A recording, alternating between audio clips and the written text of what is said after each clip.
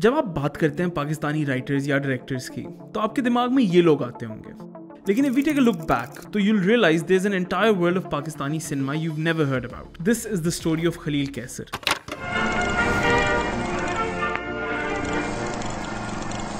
एक remarkable writer और director जिन्होंने पाकिस्तान में पैरेलल सिनेमा वेव शुरू की। उनकी जिंदगी उतनी ही पुरअसरार थी जितनी ही उनकी फिल्में। जवान उम्री में ही उनको दो अनजान लोगों ने कत्ल कर दिया, लेकिन वजह आज तक नहीं पता। To find out more about him I consulted Haroon साहब, a film critic working for the preservation of cinema in Pakistan for the past few decades. He will explain this a bit further. Pakistan में भी ऐसी मिसालें मिलती हैं जहां टैलेंटेड और insightful हिदायतकारों, कहानीकारों और अदाकारों ने ऐसा सिनेमा मैजिक क्रिएट किया जिसमें मौज़ूआत और ख़यालात ऐसे पेश किए जिन्होंने अपने वक्त के सियासी और समाजी माहौल के ऊपर बहुत खूबसूरत कमेंट्री की। एक ऐसी ही मिसाल खलील कैसर की है। खलील कैसर की 7 फिल्मों ने पाकिस्तान में पॉलिटिकल और प्रोग्रेसिव सिनेमा को मुतारिफ़ करा है। इन 7 फिल्मों में चंद के नाम आपके साथ शेयर करूँगा, जिनमें है अजब खान, क्लर्क, शहीद और फरंगी। ये वो फिल्में थी जिन्होंने ऐसे मौज़ूआत को चुना जिन्होंने अपने वक्त के समाजी और सियासी हालात के ऊपर बहुत खूबसूरत कमेंट्री की।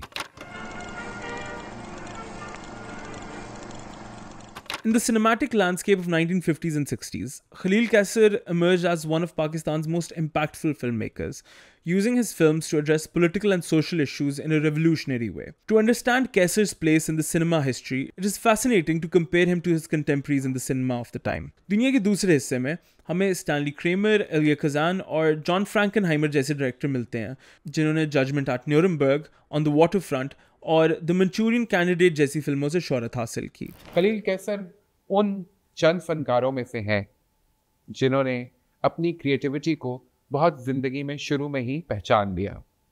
रियाज शाहिद साहब के साथ उनकी एक ऐसी जोड़ी बनी कि ये दोनों इनकलाबी सोच रखने वाले फनकार, एक कहानीकार रियाज शाहिद साहब और एक हिदायतकार यानी खलील कैसर, मिलकर एक के बाद एक खूबसूरत फिल्म तश्कील देते गए।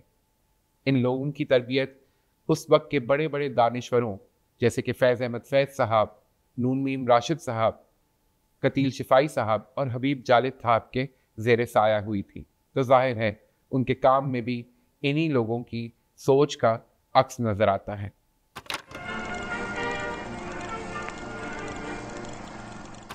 अजब खान की बात करें तो ये एक ऐसी हिस्टोरिकल है जिसने तकसीम से पहले, जब बरतानवी साम्राज्य बरसगीर पर हुकूमत कर रहा था, उस वक्त की एक ऐसी कहानी को चुना जिसके अंदर बहुत से अंडरटोन्स आज भी रेलेवेंट नज़र आते हैं। अजब खान एक आज़ादी के मुजाहिद की कहानी है जिसका ताल्लुक़ खैबर पख्तूनख्वा से था। इलाका गैर में बरतानवी फ़ौज की नौकरी करते हुए अजब खान पर बंदूक चोरी करने का इल्ज़ाम लगता है और इस इल्ज़ाम के तहत उनके गांव पर अंग्रेज़ों के सिपाही हमला करते हैं और वहाँ की औरतों से बदतमीज़ी करते हैं। अजब खान से ये बर्दाश्त नहीं होता और वो इसका बदला लेने का फ़ैसला करता है। वो अंग्रेज़ों की एक छावनी पर हमला करता है और वहाँ मौजूद मेजर एलिस की बेटी मौली एलिस इसी हादसे के दौरान अजब खान के सामने आ जाती है और वो उसे उठाकर ले जाता है। इलाका गैर में मौली एलिस को बहुत इज़्ज़त और एहतराम से रखा जाता है, लेकिन जाहिर है कि ये ख़बर इंग्लिस्तान तक अखबारों में एक बड़ी ख़बर के तौर पर छापी जाती है। अजब खान उसके बाद रूपोश हो जाता है और फिर कहानी आगे बढ़ती है। लाला सुधीर ने अजब खान का किरदार बहुत खूबसूरती से निभाया। मौली एलिस की इस कहानी में आपको साम्राज्य के सामने खड़ा होने की एक बहुत खूबसूरत दास्तान देखने को मिलती है। खलील कैसर ने इस कहानी को बहुत खूबसूरती से फिल्माया भी और नाजरीन ने और सिनेमा जाने वालों ने इस फिल्म को बहुत सराहा। इंटरेस्टिंग बात यह है कि अजब खान की ये कहानी एक मुख्तलिफ अंदाज से हिंदुस्तान में भी फिल्माई गई और ये फिल्म थी जुनून, जिसमें शशि कपूर ने ये मेन किरदार अदा किया था। कहानी को बदल दिया गया और आखिर में, कहानी के आखिर में अजब खान जो है हिंदुस्तानी वर्जन में मारा जाता है, लेकिन पाकिस्तान की जो अजब खान फिल्म बनाई खलील कैसर ने, वो इतनी खूबसूरत और हकीकत पर मबनी थी कि वहाँ पर मॉली एलिस को जब रिहा किया जाता है और वो वापस अपनी फैमिली के साथ यूनाइट होती है, तो उसने अजब खान की जो खूबियाँ थीं और जो उसका सलूक था उसका बहुत खूबसूरत अंदाज में जिक्र किया, और ये इस फिल्म का हिस्सा है। कई सालों बाद एक्चुअली मॉली एलिस पाकिस्तान तशरीफ़ लाई और वो इलाका गैर भी गई और वहाँ उन्होंने अजब खान की कब्र पर भी हाज़िरी दी। इस सारी कहानी को खलील कैसर बहुत पहले ही फिल्मा कर पर्दा स्क्रीन पर ला चुके थे। इजाज़ दुरानी साहब उनको याद करते हुए कहा करते थे कि ये वो दौर था जब हम जो चाहते थे बना लेते थे। क्लर्क खलील कैसर साहब की एक बहुत ही यादगार फिल्म है जो माशरती नाहमवारियों की बहुत खूबसूरत अक्कासी करती है। एक बहुत ही हसास फिल्म जिसकी ख़ास बात यह है कि खलील कैसर साहब ने इसमें लीड रोल खुद अदा किया। ये एक ऐसे इंसान की कहानी है जो अपनी माशी ज़रूरियात के बोझ तले दबता चला जाता है और फिर एक के बाद एक हालात ऐसी करवट लेते हैं कि वो और उसकी फैमिली इन माशी मसाइल के बोझ के तले दबते ही चले जाते हैं। खलील कैसर साहब की ये 7 फिल्में वाकई अपने वक्त से बहुत आगे की फिल्में हैं।